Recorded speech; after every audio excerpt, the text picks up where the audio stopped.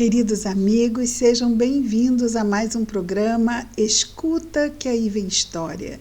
É muito bom estarmos juntos mais uma vez nas ondas da nossa Rádio da Fraternidade, a Rádio Rio de Janeiro. Meu nome é Cristina Brito e aqui nós vemos as histórias que nos são contadas pelo nosso companheiro Humberto de Campos, o irmão X, através da mediunidade de Chico Xavier e reunidas na obra Pontos e Contos, publicada pela Federação Espírita Brasileira. Antes de nós vermos a nossa história de hoje, vamos lembrar aos nossos queridos amigos que além de nós podermos ouvir no rádio, lá nas ondas 1400 AM, a programação da nossa Rádio Rio de Janeiro, também podemos escutá-la na internet, através do site da Rádio Rio de Janeiro, www.radioriodejaneiro.am.br. Lá, não apenas o programa Escuta que aí vem história, mas também os outros programas da grade da Rádio Rio de Janeiro podem ser acessados os últimos programas que foram ao ar. Além disso, nós temos outros recursos no site. Por exemplo, podemos tirar dúvidas, conhecer mais um pouco sobre a nossa rádio. E algo muito importante que o site nos favorece é sabermos mais sobre o Clube da Fraternidade. Como podemos nos associar à Rádio Rio de Janeiro a fim de ajudá-la na sua manutenção? Sim, porque a manutenção da Rádio Rio de Janeiro ela é feita através desse Clube da Fraternidade, que somos nós mesmos que ajudamos a rádio a ficar no ar com a sua programação que nós apoiamos. E, além do site da Rádio Rio de Janeiro, também gostaríamos de lembrar aos amigos que nós temos o e-mail do programa escuta@radioriodejaneiro.am.br, onde podemos fazer perguntas, tirar dúvidas, dar sugestões. E também temos a página no Facebook, Programa Escuta que aí vem história. E agora, no nosso 5º ano de programa, estamos postando os vídeos do programa. Eles vão ao ar na rádio aos domingos, 17h30. Essa é o horário da versão inédita. E então, na quinta-feira posterior, nós publicamos o vídeo na página do Facebook do programa Escuta que aí vem história. Então, é mais uma oportunidade de nós estarmos não apenas ouvindo, vendo também, e ouvindo primeiro e vendo depois, e estamos juntos, não é mesmo? É isso. Muito bem. A nossa história de hoje é a história de número 12 de Pontos e Contos. E ela tem o título de A Árvore Divina. E logo no início, então, nós vamos entender que árvore é esta. Conta-nos Humberto de Campos. Diante da nossa acalorada conversação para definir o testamento de Jesus Cristo, e eles estão então falando do Evangelho, que foi o que ele nos legou, não é? É a sua herança, é o Evangelho que ele nos deixou. Então, ante a nossa acalorada conversação, estavam lá então um grupo de espíritos, não é? Porque já que é Humberto de Campos contando, estavam falando sobre o Evangelho, e então o ancião de olhos úmidos e lúcidos, complacente e humilde, esclareceu: o Evangelho, meus filhos, pode ser comparado a uma árvore divina, produzindo sementes de vida eterna, sustentada pelo Senhor junto às fontes do tempo. Então, encontramos no Evangelho, e ele mesmo, Jesus, nos fala sobre, na parábola do semeador, nos dá muito bem a entender essa imagem, não é?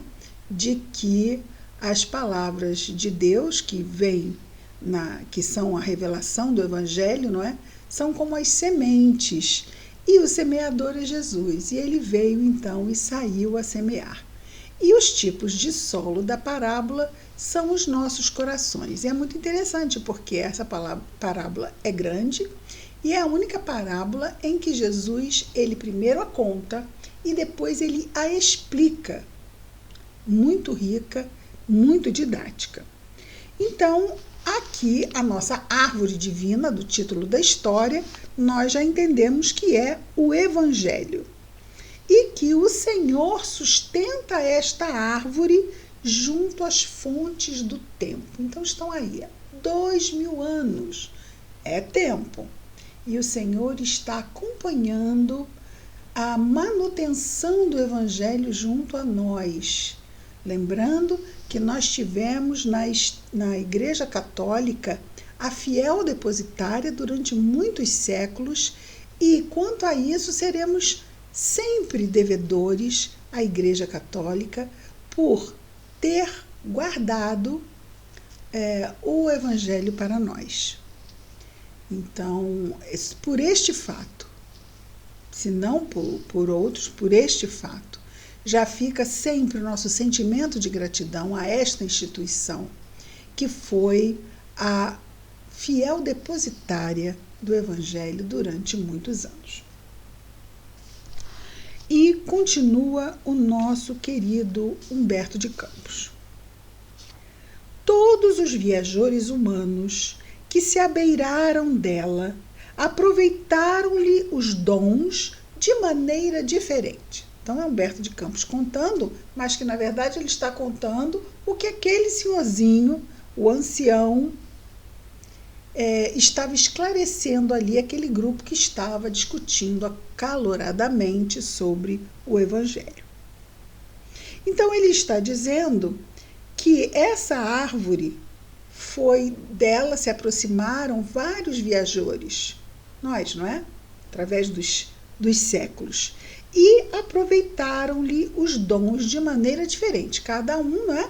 Dentro do seu perfil. E agora ele vai falar sobre isso. Adorou-a, esta árvore divina, o Evangelho, um sacerdote. Colheu-lhe preciosa tinta na seiva e escreveu muitos livros, expondo seus pontos de vista com referência à soberana lei, tornando-se por isso poderoso condutor de almas. Então ele fez uma coisa muito boa, mas isso trouxe a ele uma projeção e poder, né? Essa projeção favoreceu.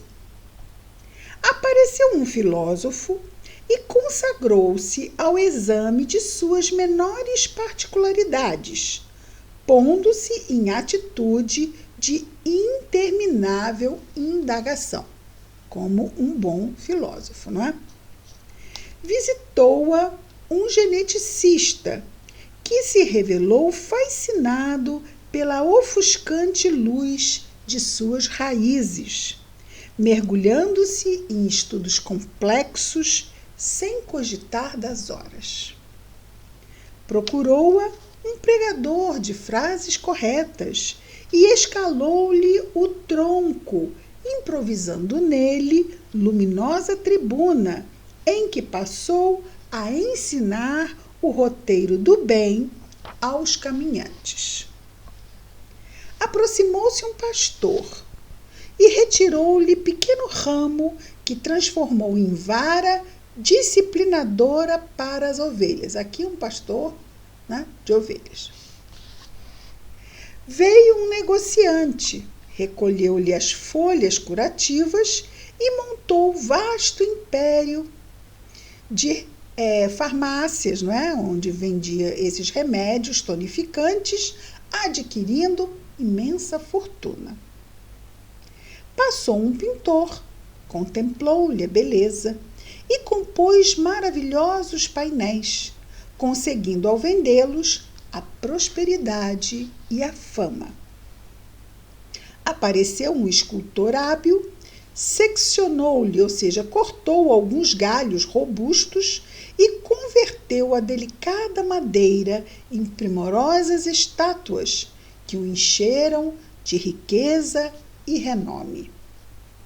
Surgiu um polemista, e aqui vamos explicar o que é polemista.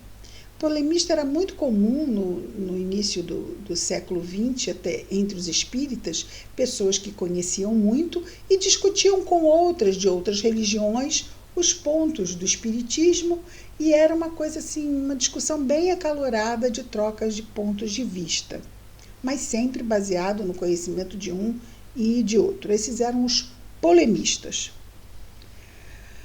Surgiu um polemista, anotou-lhe a posição no solo e fez minuciosa estatística de todas as suas possibilidades, de modo a discutir com base sólida as ideias que pretendia oferecer aos semelhantes. Apareceu o infortunado vagabundo que se ajoelhou à sombra acolhedora e dormiu satisfeito. Veio um doente desesperado, que lhe fixou as flores perfumosas e arrancou-as ansioso a fim de obter um elixir de consolação. Cada qual se uniu à árvore preciosa, satisfazendo os propósitos de que se sentiam possuídos. Todavia, embora dessem o máximo de seus esforços à obra do progresso coletivo em tarefas respeitáveis, continuavam sempre radicados ao campo inferior da vida, atormentados pelos interesses que os ligavam entre si. Então ainda estavam naquelas relações unicamente do plano material. Eis, porém, que surge um homem diferente. Caracterizado por grande boa vontade, não exibe título algum, a não ser indiscutível disposição à fraternidade real. Admirou com simpatia o sacerdote, o filósofo, o geneticista, o pregador, o pastor, o negociante, o pintor, o escultor, o polemista, o vagabundo e o doente. E após longa meditação, abraçou-se respeitosamente à árvore, colheu-lhe os frutos e comeu-os. Seus olhos se iluminaram. Então, todos os anteriores se aproximaram, utilizaram dos recursos da árvore e vamos dizer assim, se acomodaram bem ao mundo material.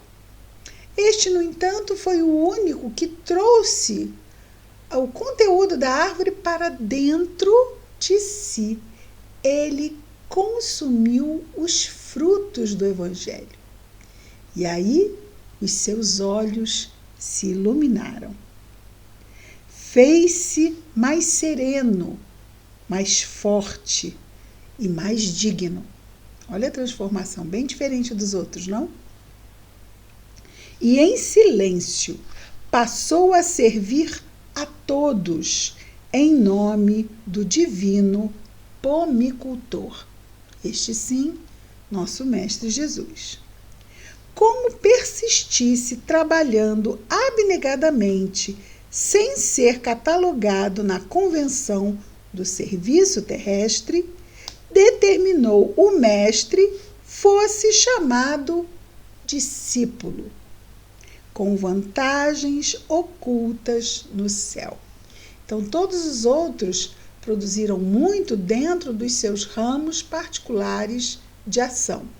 No entanto, nenhum deles foi por Jesus chamado discípulo, porque o discípulo é aquele que segue e aprende com o mestre, mas não aprende apenas intelectualmente, aprende em vivência, no exemplo, né? Em realmente estar testemunhando em sua vida, em suas escolhas, as lições de Jesus, do Evangelho. E aí, olha, com vantagens ocultas no céu. Porque muitas vezes aqui nós estamos, mesmo que indiretamente, às vezes quase inconscientemente, buscando vantagens aqui. Mas essas vantagens são as conhecidas, são aqui do mundo material. Mas quando nós buscamos fazer o que esse anônimo aqui veio fazer, dispondo-nos a comer dos frutos da árvore do Evangelho, ele diz que haverá então vantagens ocultas no céu. Não adianta nem a gente tentar, porque não é vantagem de troca-troca, não é vantagem de toma lá da cá. É vantagem de trabalhou um mês inteiro, tem um salário. É por justiça e não por conchavo, vamos chamar assim.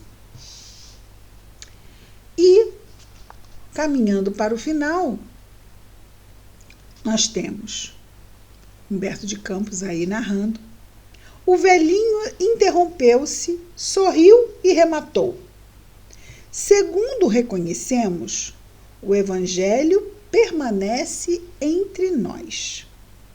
Em derredor de sua claridade, porém, toma cada aprendiz o título que deseja. Bom, aí ficou, cada um de nós vai buscar os recursos que o Evangelho oferece e podemos trabalhar aqui. Quantos exemplos ele nos deu? Quantos exemplos ele nos deu? Muitas pessoas se aproximam do Evangelho e isso a gente vê muito, não é? Quando há o quê? A doença. Quando há uma dificuldade muito grande. É como nós vemos aqui. E ele está ali para acolher. Outros buscam simplesmente para se deixar, se sentir confortável e irem levando lá a vida. Outros usam para se projetar de várias formas. Mas nós tentarmos ouvir o que Jesus nos disse e tentarmos aos pouquinhos, um pouco de cada vez, um dia de cada vez, nas oportunidades que a vida vai nos oferecendo dia a dia, esse é o trabalho que pode nos definir como discípulos, como aprendizes. Aprendizes, é isso que somos. Nenhum de nós com um título nem perto quilômetros de apóstolo, já que Jesus não nos escolheu nominalmente. Nós nos fazemos escolhidos na medida em que nós estamos lá, assim, eu quero seguir Jesus. Eu quero aprender com o Mestre. Eu quero melhorar como ser humano. Eu quero sair da angústia que habita em mim. Eu quero paz, eu quero me sentir mais pleno na minha vida. Não é isso que queremos? Mas, para isso, existe o mérito do esforço de cada um de nós. Nada substitui isso. Nada virá por encanto, nem milagre, nem de forma mágica, não. Todo o nosso progresso só se dará e unicamente se dará pelo esforço. Porque as oportunidades Deus dá a todos, a todos. Oportunidade por si só não faz ninguém crescer na vida. Porque as oportunidades podem passar na nossa frente e a gente não mover uma palhinha para aproveitar a oportunidade. Ela vai, chega, assim como chega, vai embora. Não é verdade? Nós temos que reconhecer que é uma oportunidade e aproveitá-la. E aí sim ela vai fazer diferença na nossa vida.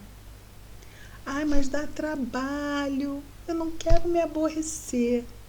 Mas para a gente encarar o homem velho que está em nós, quando falamos homem, não é vamos dizer assim, o psiquismo cheio de condicionamentos antigos, do olho por olho, dente por dente, do lavar a honra com sangue, do ressentimento e do revide. Para a gente transformar isto, temos que sair da zona de conforto, porque vamos ter que aprender a fazer certas coisas que doem. Dói. O que dói? Dói eu ter que ficar calado quando eu quero gritar e dizer meia dúzia de desaforos para aquela criatura. Dói. Mas isso não me acrescenta. Isso eu já sei. O que dói é aqui, porque a gente vai aprendendo. Então, intelectualmente, estamos lá, muito bem alimentados, sabendo o certo e errado, o que nos convém e o que não.